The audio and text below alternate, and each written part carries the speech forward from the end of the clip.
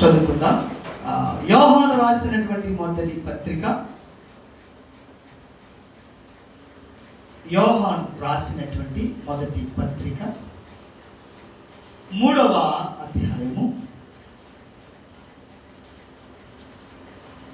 21-22 వచనాలను చదువుదాం. ప్రియులారా, నా హృదయము మన యందు దోషారోపణ చేయని ఎడల దేవుని ఎదుట ధైర్యము గల వారమగుదుము.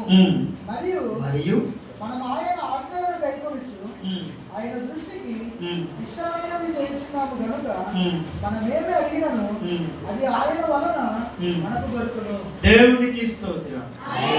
హల్లెలూయా.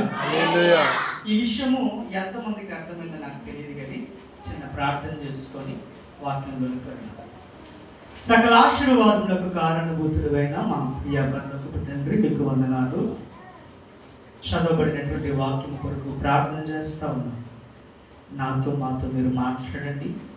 మీ నామముకు మాత్రమే మహిమ తెచ్చుకొని మీ దాసుడు నన్ను మరుగుపరిచి నిలిచిన వాగ్దానం నెరవేర్చమని మా ప్రియుడును రక్షకుడు నేను యేసుక్రీస్తు నామం పేరిట అడిగి వేడుకుంటూ ఉన్నాను పరమ తండ్రి.